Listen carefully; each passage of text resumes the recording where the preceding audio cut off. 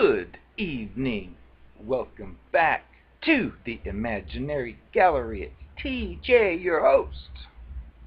This evening's discussion will be regarding a very interesting section of a particular book I've mentioned before, which looks like this.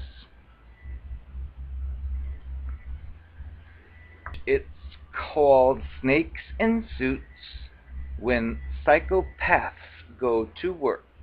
And from what I understand, psychopath is an outdated term now. It's antisocial personality disorder. But as you know from other videos, we don't care about specific labels. We care about toxic, and that's it. So this particular section, though, of this book,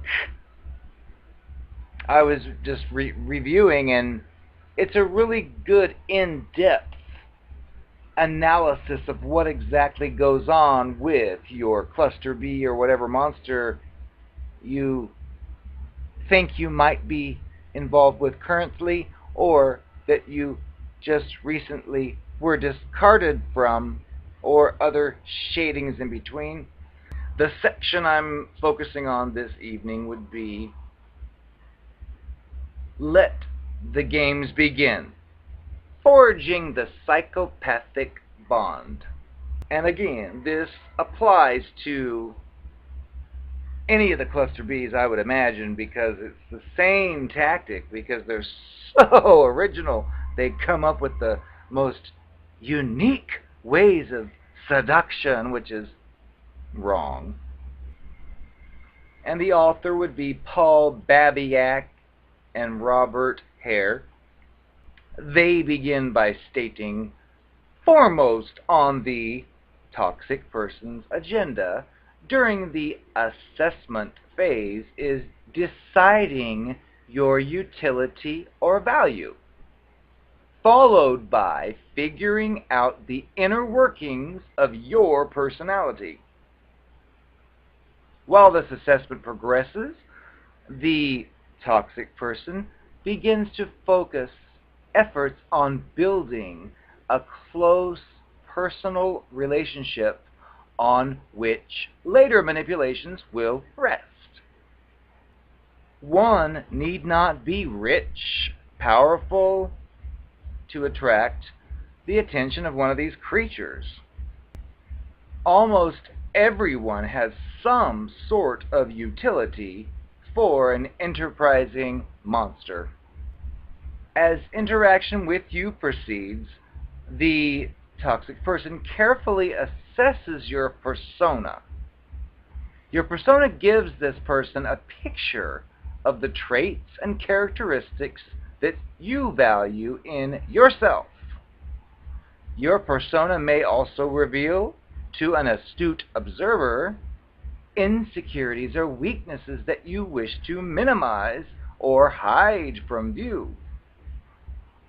As an ardent student of human behavior, the toxic monster will then gently test the inner strengths and needs that are part of your private self, and eventually build a personal relationship with you by communicating through words and deeds 4 important messages.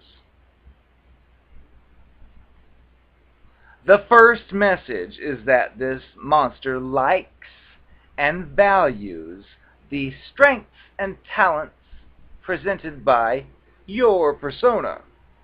In other words, this creature positively reinforces your self-presentation, saying, in effect, I like who you are.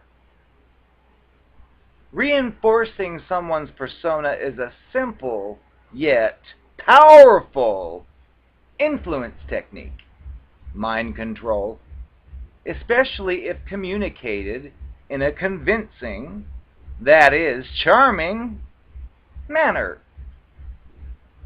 And these authors state that unfortunately many people we deal with in our personal and professional lives are so self-absorbed and narcissistic that they rarely see our persona because of the preoccupation they have with their own. Finding someone who pays attention to us, who appreciates or actually sees us, is refreshing. It validates who we are and makes us feel special. Well, the cluster B monster fulfills this need quickly. We invest considerable mental energy in presenting our persona every time we interact with anybody. But behind outward presentation, and sometimes mixed in, there are aspects of our private self, which can be both positive and negative, but these things we like to keep private. We rarely wish to share parts of our own private self with business associates and acquaintances. We reserve this type of thing for close friends and serious relationships. However, as a motivated student of human nature, the cluster monster, whatever, on meeting us for the first time, can often surmise some of the issues or concerns that exist in our private self. Using this information, the creature crafts a simulated persona, a mask that mirrors or complements these characteristics.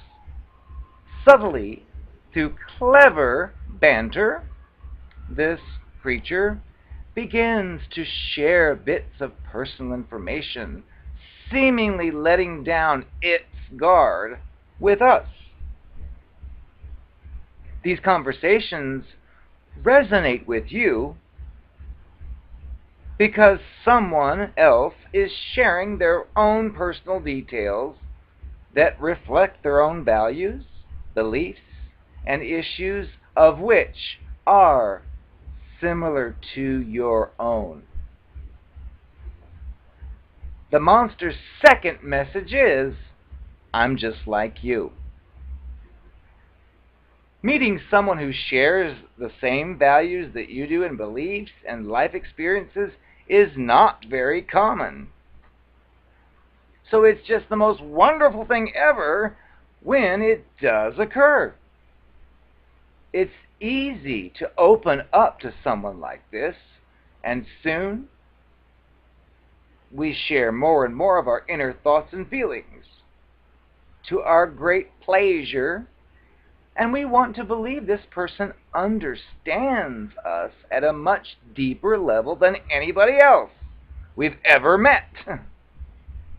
Having parts of your private self understood and accepted by someone means you can relax. Don't do it.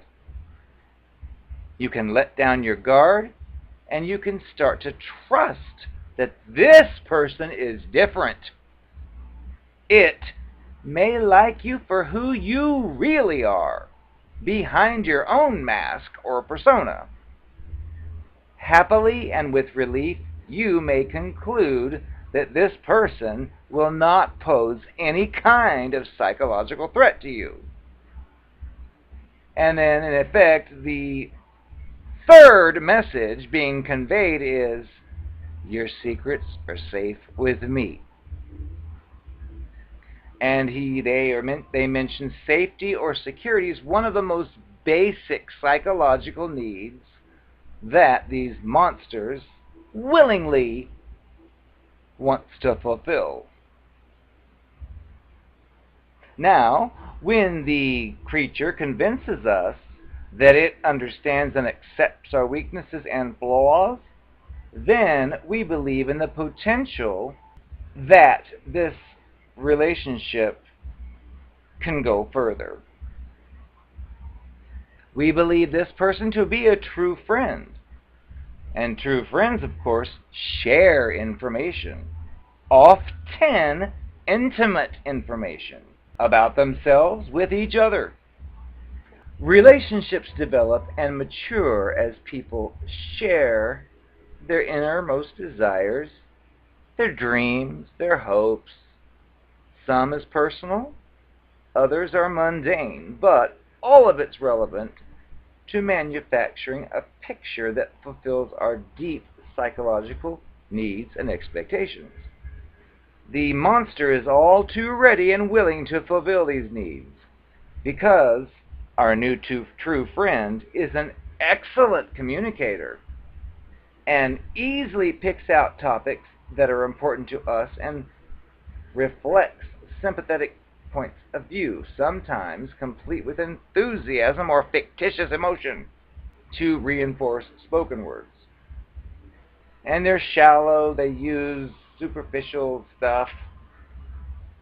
The monster uses glib, verbal, and social skills to build a firm reputation in your mind control.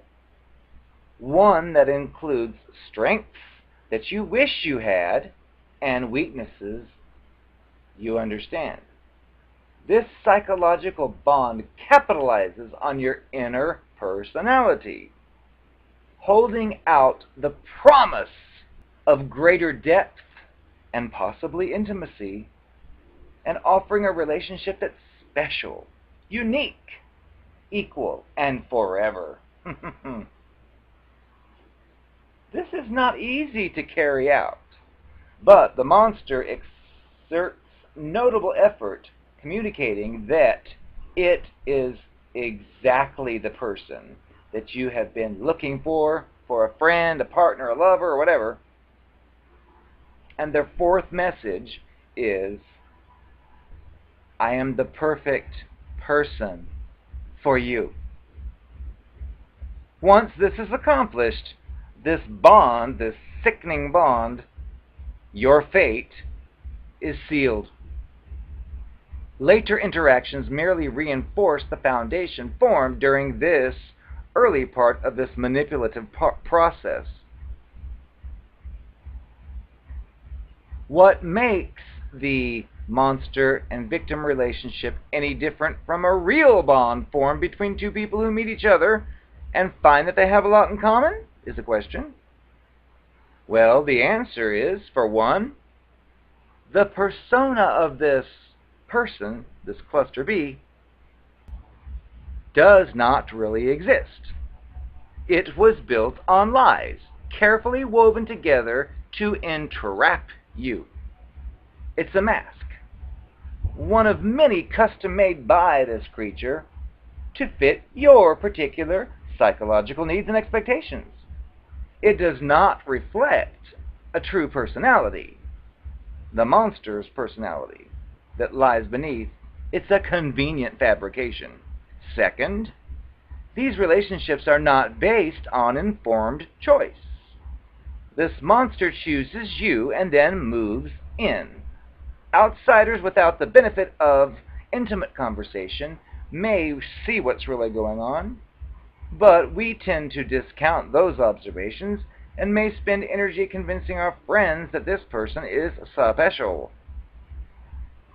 Third, because it's faked, it won't last like a genuine relationship. While genuine relationships change over time, love may turn to hate, marriages to divorce.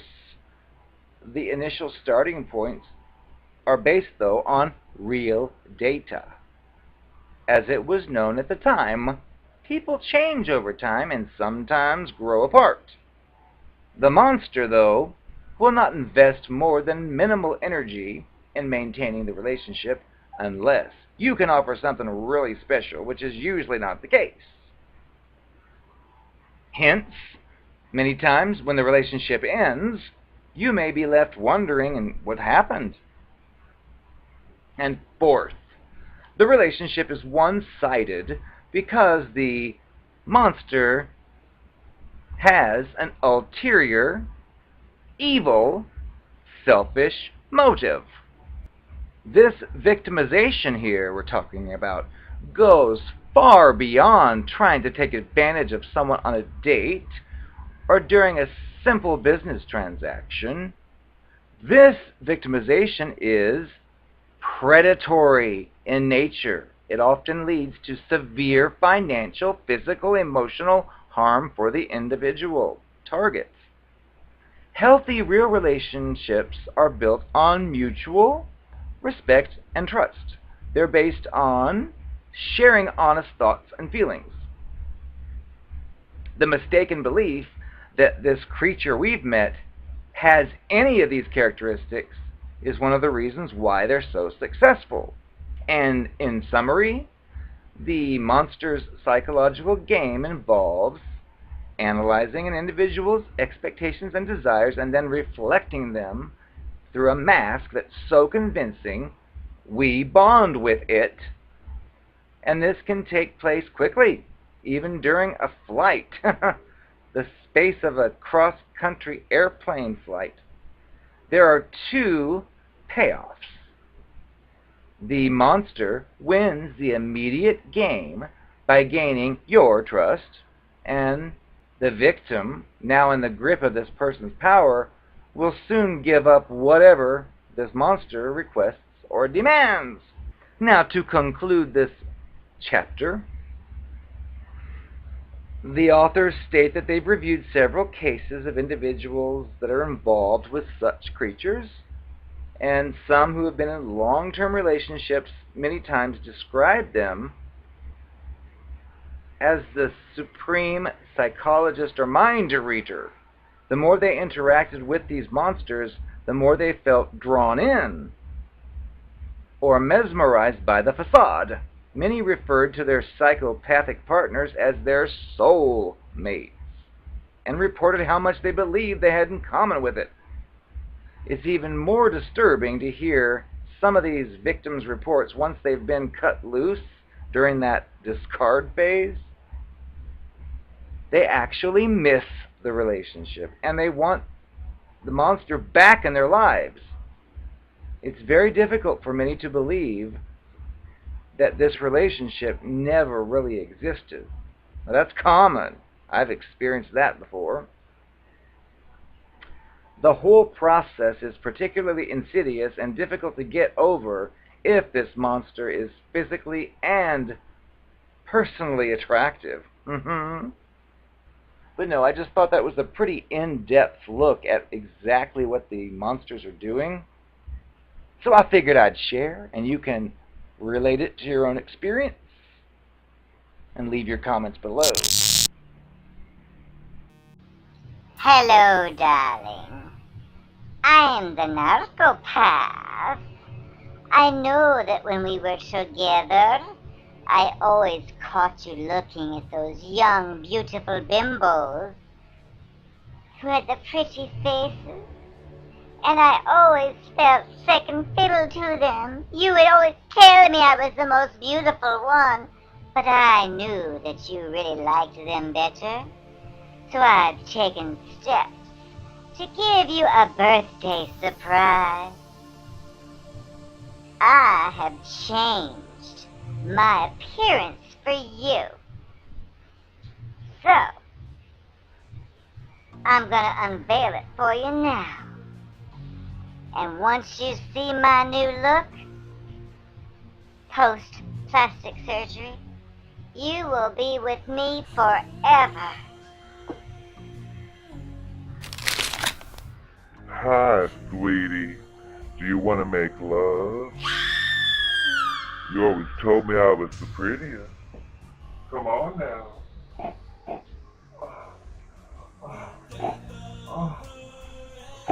Oh. My plastic surgery fell off. Let's just say it was worth it. I asked the surgeon to move it. I think it looks much better here. What do you think?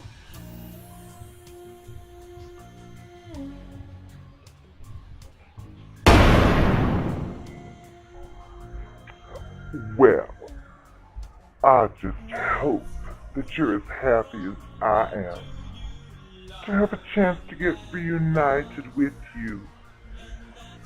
Even though I may not be at your current job, let me warn you, my people are everywhere. So, it may not be me, but there'll be another version of me waiting to claw their way to the top as they kick you down the ladder. So be prepared.